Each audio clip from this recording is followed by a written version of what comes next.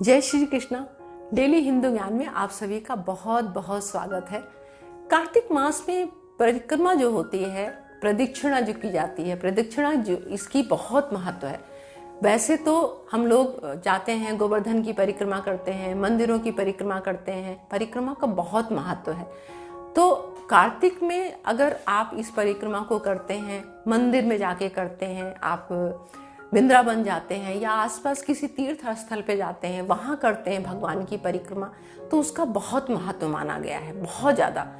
परिक्रमा का मतलब क्या होता है? परिक्रमा का मतलब ये होता है, जब हम मंदिर में भगवान की परिक्रमा करते हैं तो वहाँ जो सकारात्मक ऊर्जा होती है भगवान के आसपास चारों तरफ, वो हमारे शरीर में प्रवेश करती है और इस हमारे शरीर के थ्रू हमारे घर में भी आती है। तो घर में भी हमारे सुख संपदा और समृद्धि का वास होता है, निगेटिविटी खत्म होती है, हमारे विचार शुद्ध होते हैं, अच्छे विचार आते हैं, हमारी भावना सकारात्मक होती है। तो ये फायदा होता है। और आपको परिक्रमा कैसे करनी है, क्यों करनी है, मैंने आपको बताया कि इसलिए परिक्रमा जरूर करनी चाहिए। भगवान का आशीर्वाद हमें प्राप्त होता है, हमारे जो पाप होते हैं वो नष्ट होते हैं, हमें मोक्ष की प्राप्ति होती है। ये जो परिक्रमा हम लोग करते हैं, एक परिक्रमा से इतना सब कुछ हम लोग पा सकते हैं। तो आपको पता है कितना महत्वपूर्ण हुई परिक्रमा।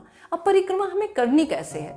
तो मंदिर में हमें जाके परिक्रमा करनी है। आप तुलसा जी की परिक्रमा कर सकते हैं, आप पीपल के पेड़ की परिक्रमा कर सकते हैं, आप किसी ऐसे वृक्ष की, आंवले की पेड़ की, उसकी परिक्रमा कर सकते हैं।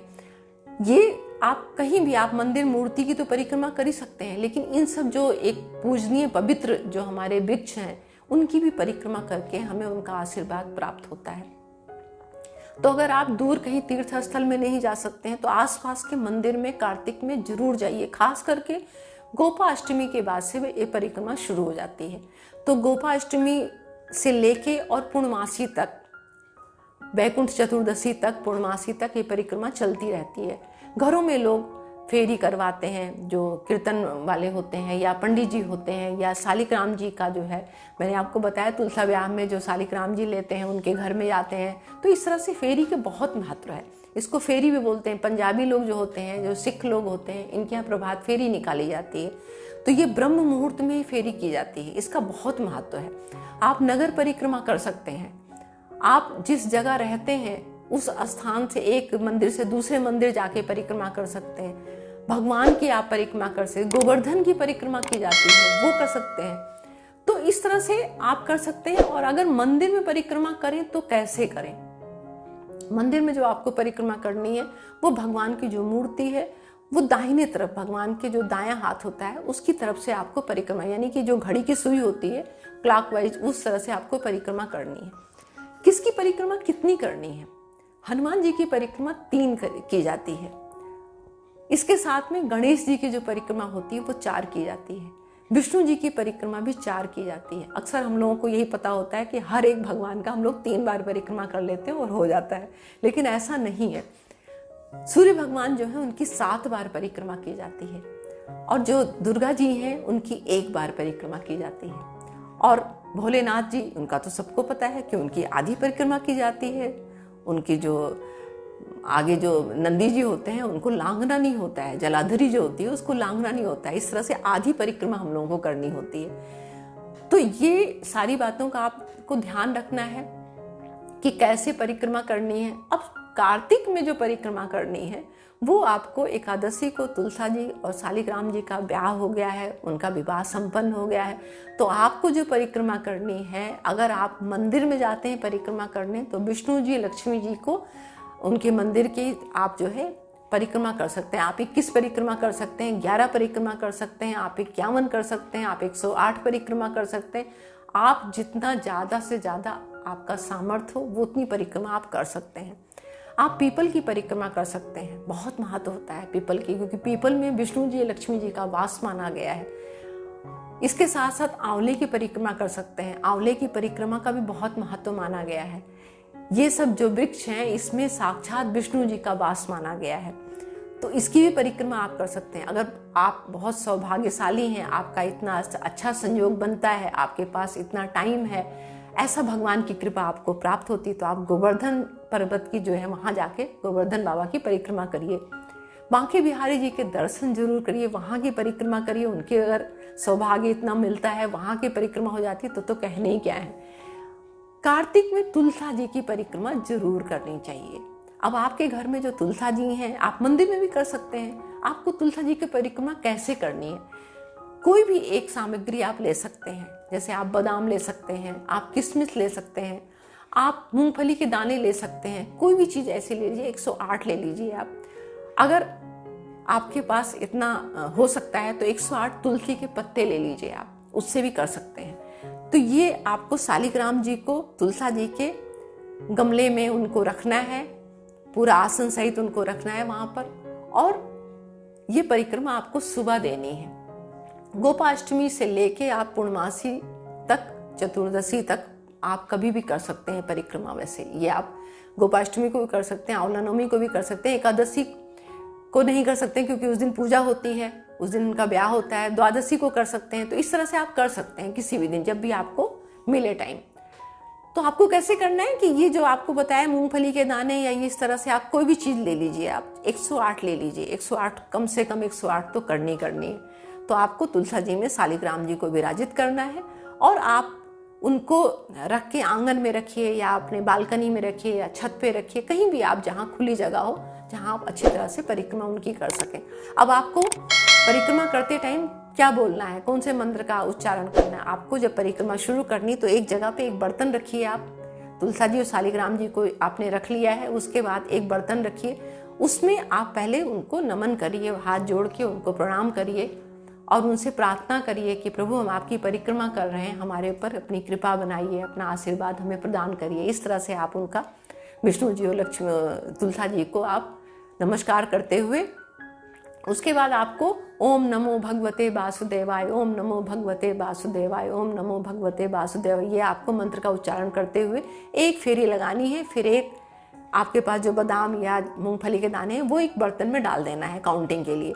तो आपका एक परिक्रमा हो गई। उसके बाद फिर आपको ऐसे ओम नमो भगवते वासुदेवाय इस तरह से बोलना है, फिर एक दूसरी भी डाल देनी है, ऐसे तीसरी, ऐसे चौथी, ऐसे आपको 108 पूरी परिक्रमा करनी है और लगातार मंत्र उच्चारण करते रहना है।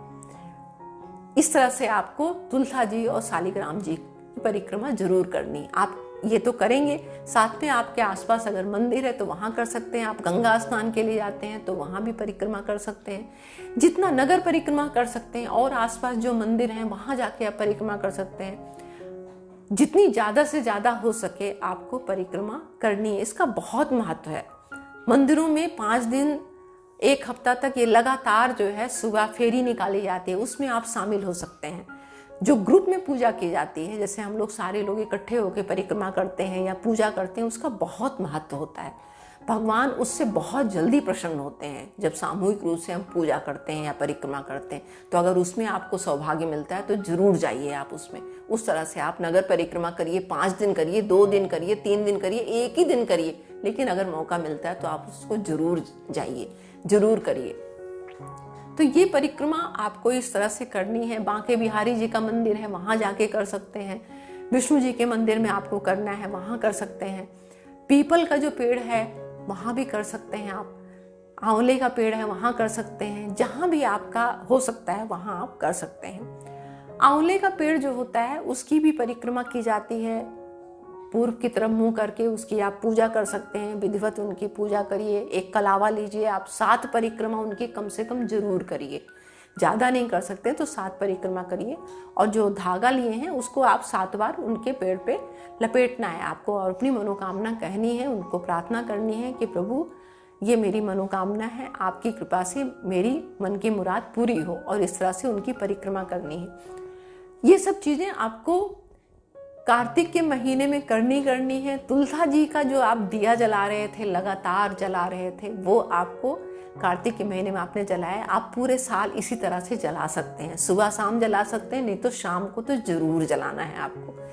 तो अगर इस तरह से आप परिक्रमा करेंगे भगवान की तो भगवान आप पे बहुत प्रसन्न होंगे और उनकी पूरी कृपा आपको मिलेगी। आपको इस जन्म में जो पुण्य मिलता है वो तो रहेगा। आपको सुख संपदा और खुशियां, आपका आरोग्य, क्योंकि सबसे बड़ा धन जो है वो आरोग्य है।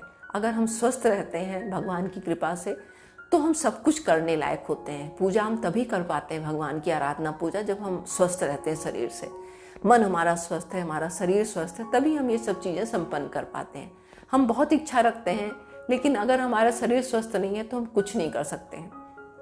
तो ये सबसे बड़ी बात है कि हमें आरोग्यता मिले भगवान की तरफ से। हमारे घर में बच्चों की अगर कहीं कोई परेशानी चल रही है तो वो भी सब भगवान की कृपा से सब दूर होती है। आपके घर में बच्चों की खुशियाँ मिलती हैं, आपके घर में पैसों की परेशानियाँ जो होती हैं वो दूर होती हैं। आजकल सबके घरों में कोई न कोई बीमार चलता है, आप उसकी परिवार की सुख शांति मांग सकते हैं। तो अगर इस तरह से आप करेंगे, खाली परिक्रमा करके, इसके आप लोगों ने जो कथा कार्तिक के महीने की है वो कथा आपने परिक्रमा वाली सुनी होगी। अगर नहीं सुनी तो मैं शॉर्टकट थोड़ा सा बता देती हूँ कि एक ऐसे पापी लोग थे, एक आदमी था, वो बहुत ही ज़्यादा मतलब उसके अंदर कोई ऐसे अच्छे गुण नहीं थे, बहुत ज़्यादा मतलब वो मदिरा सेवन करता था और बहुत ज़्यादा मतलब शिकार करता था, मारता था और खाता था, इस तरह से वो उसका जीवन था। तो एक बार उसने क्या किया कि किसी जंगल में वो शिकार के लिए गया था, तो वहाँ पर एक वेश्या थी जिसके साथ उसने अपनी रात को बिताने के लिए उसके साथ उसने मदिरा पान किया। मदिरा पान करने के बाद उसकी जो चुन्नी थी उसको फाड़ के और उसने वहाँ पर ही मंदिर के पास ही आग जलाई और उस चुन्नी को जो फाड़ा था उसको हाथ में लेके दोनों ने, और वहाँ खूब, क्योंकि मदिरा पान किया था तो उन्होंने खूब नृत्य किया। रात भर वो मंदिर में नाचते रहे, आधे होश में थे आधे बेहोशी में थे, लेकिन वो नाचते रहे अपनी धुन में। और इस तरह से उन्होंने भगवान के जो मूर्ति थी उसके चारों तरफ नाचते हुए गोल गोल गोल गोल ऐसे चक्कर काटते रहे वो चुन्नी लेके। तो भगवान इतने प्रसन्न हुए उनके ऊपर, जबकि उन्होंने ये अज्ञानता बस किया था, जानबूझ के नहीं किया था, अनजाने में किया था। परिक्रमा जो हुई उनकी अनजाने में हो गई, तो उससे भगवान इतना प्रसन्न हुए कि वो रात भर नाचते नाचते सुबह उनकी मृत्यु हो गई। तो मृत्यु जब हुई तो भगवान ने कहा कि ठीक है, जब उनको यमदूत लेने के लिए आए तो बोले कि अरे इनको नरक में मत ले जाओ। तो बोले क्यों, इन्हें तो बहुत पापी हैं, तो कोई अच्छा कर्म किया ही नहीं इन्होंने। तो बोले इसलिए इनको नहीं ले जाओ क्योंकि ये पूरी रात जाग के हमारी परिक्रमा की है, इन्होंने प्रदक्षिणा की है। तो जो चीज अनजाने में अगर ऐसा कुछ होता है उसका फल इतना मिलता है, तो अगर हम जान के और पूरी श्रद्धा भक्ति से भगवान की अगर परिक्रमा करते हैं, पूरे भाव से करते हैं, तो आप सोचिए क्या नहीं मिल सकता है हमें। तो आप इस मौके को बिल्कुल मत जाने दीजिए। आप अपने घर में जो तुलसा जी हैं उनको, आपको बताया, शालिग्राम को रख के उनकी 108 परिक्रमा करिए। मंदिर आसपास किसी भी हो, विष्णु जी का नहीं है, हनुमान जी का मंदिर है, भोलेनाथ जी का मंदिर है, किसी भी भगवान का मंदिर है, आप वहाँ जाके 108 परिक्रमा जरूर लगाइए, नहीं तो 11 तो जरूर लगाइए। और फिर देखिए कि आपकी सेहत कितनी अच्छी होती है और आपके घर में खुशियाँ कैसे आती हैं। तो आज अपनी वाणी को मैं अपनी यही विराम देती हूँ और मिलती हूँ एक नई जानकारी के साथ नई वीडियो में। तब तक के लिए नमस्कार।